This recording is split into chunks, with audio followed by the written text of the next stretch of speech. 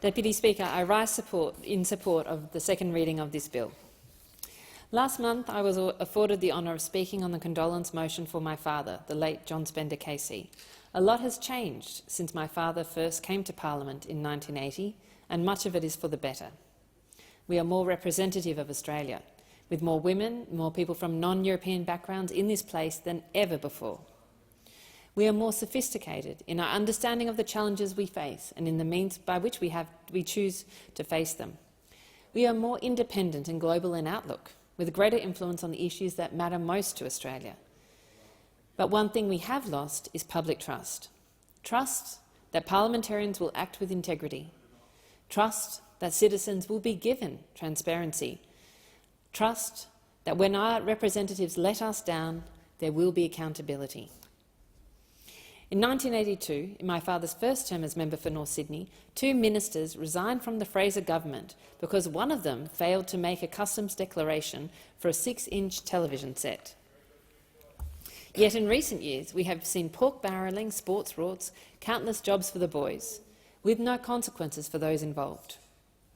When this place should represent the best of us, frequently it has been the worst. Our communities expect better, and they are right to. During the election campaign, I was fortunate enough to spend some time at the Men's Shed in Waverley, a community value where wise men of all ages socialise, practice their woodwork and come together to discuss things. When I sat down with several of these wise men, largely men in their 70s, the main thing they wanted me to do, if I became their representative, was to address integrity and trust in politics. They, along with many in my community, were disgusted by the way that politics had been conducted in recent times. They were fed up with corruption, fed up with the smears and lies, fed up with the culture of impunity which had permeated our politics and our politicians. They cared about their country, their children, their grandchildren, and they wanted us to invest in our democracy for the better future of this country. And it's for this reason that I stood on a platform of bringing integrity back into politics, and why I'm delighted that the government has made a start in turning things around by legislating a National Anti-Corruption Commission. This is a victory for communities like mine, who have campaigned so hard and so long on this issue, a victory that gives us hope that we can all build better politics. And I'd like to acknowledge all the people in Wentworth who stood up for this issue, the hundreds of people who volunteered for my campaign, who made donations and made investments in our democracy and stood up for this issue, because this is the reason why we are here today in this House passing this National Anti-Corruption Commission bill. And in this endeavour, I must pay tribute to the member for Indi, particularly in her unrelenting advocacy, and to the Attorney-General for making the ENAC as priority for his consultation with the crossbench in this process. This is a good bill, Deputy Speaker. It has a broad definition of corrupt conduct, it has strong investigative powers, it can commence investigations based on referrals, public complaints and of the Commission's own motion, and it can and will report publicly and investigate retrospectively. It is a good bill, and I am proud to support this bill and for the role that communities like mine have made in making this a reality. It is a critical first step in reinvigorating our democracy, and we should celebrate it. But let us not pretend that this bill is perfect, and so I urge the government to address the bill's limitation in 2 key areas: the lack of multi-partisan oversight and the exceptional circumstances clause for public hearings. Firstly, Deputy Speaker, the bill does not currently provide for true multi-partisan oversight of this commission. This is because the government of the day will always have an effective majority over the parliamentary committee that oversees the commissions and the appointments made to it. I understand the government's desire to retain control of parliamentary committees. It's the way things have been done around here. But if May's election has told us anything, it's that things need to change. For the NAC to succeed, and the Commission itself to truly have the public trust of this country, the parliamentary committee that oversees us must act, and to be perceived to act, without partisan motive. That is particularly important when it comes to the committee's role in confirming the appointment of the Commissioner, Deputy Commissioners and the Inspector. As currently proposed, the NACS Commissioner could be recommended by the Prime Minister of the day and then approved by the government majority on the committee, even if all non-government members oppose that appointment. When the Australian public voted in May for more integrity in politics, they did not vote for captain's picks for the role of the NAC Commissioner, but that is what the legislation currently provides for. The perception of partisanship that in such a situation creates may be sufficient to undermine the NAC from the outset, irrespective of the robustness of the process to select the Commissioner. I will therefore be moving an amendment that prevents the committee chair from having the casting vote when it comes to appointing the Commissioner, Deputy Commissioner or Inspector. This means that a majority of all committee members would be required to approve these appointments, including at least one crossbench or opposition member. My amendment will ensure that people chosen for these absolutely critical roles enjoy support from across the Parliament.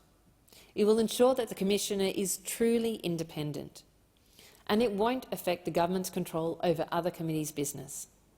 It is a common-sense amendment that would improve this bill, and I call on the government to support it.